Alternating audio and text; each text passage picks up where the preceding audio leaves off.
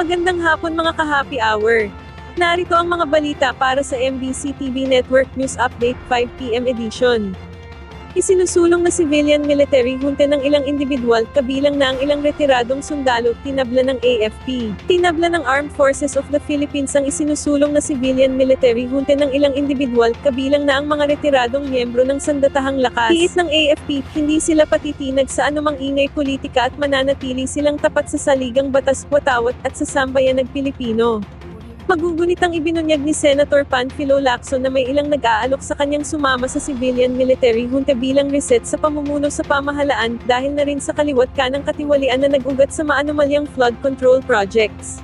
Sa pulong balitaan sa Campo Aguinaldo, sinabi ni AFP spokesperson Colonel Francel Margaret Padilla na wala silang namataang anumang hakbang ng pagkakasa ng junta o pag-aaklas. Kanya ring iginiit na hindi makikibahagi ang AFP sa anumang military-backed reset kung saan patatalsikin nito ang kasalukuyang administrasyon at hindi susundin ang line of succession. Magdudulot aniya kasi ito ng negatibong epekto sa bansa, lalo na sa ekonomiya. Samantala, sinabi ni Padilla na sakaling lumala pa ang aksyon ng ilang individual na nagsusulong ng civilian military junta, ay may nakalatag na silang contingency plan kontra rito.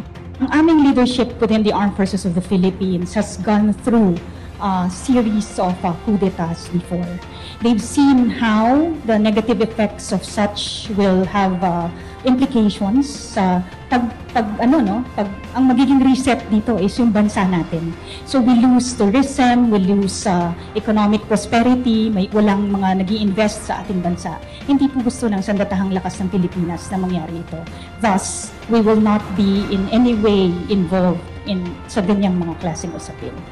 At sa ating Metro Manila ngayon, LTFRB-NCR inilunsad ang Bawalang Bastos Kanta Report Initiative. Patuloy na pinalalakas ng Land Transportation Franchising and Regulatory Board National Capital Region ang mga inisyatiba nito para sa gender and development. Layunin nitong matiyak ang isang mas ligtas at mas magalang na kapaligiran sa transportasyon para sa lahat ng commuter. Ngayong araw, sinimulan ng LTFRB-NCR ang pagdiriwang ng 18 araw na kampanya para wakasan ang karahasan laban sa kababaihan, pinangunahan ni LTFRB-NCR Regional Director Attorney Zona Rosette Tamayo, ang paglulunsad ng inisyatibong Bawalang Bastos Kanta Report. Sa pamamagitan ng mekanismong Kanta Report, madali at mabilis na maiuulat ng mga pasahero ang anumang panghaharas, hindi naaangkop na pag-uugali o paglabag sa Safe Spaces Act sa loob ng mga pampublikong sasakyan at terminal. Pinigyang diin ni RD Tamayo na pangunahing prioridad ng ahensya, ang pagprotekta sa mga commuter mula sa anumang uri ng harassment at karahasan.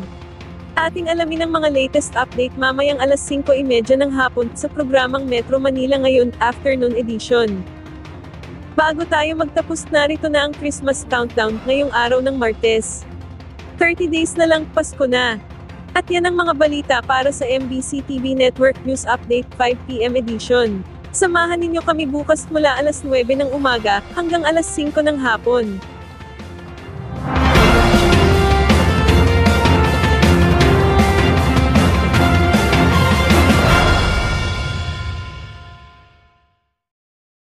Mga ka-happy hour, kung gusto mong manood ang mga balita sa MBC TV Network News Update, mag-subscribe sa aming YouTube channel, i-like ang aming Facebook page, at i-follow sa aming TikTok account.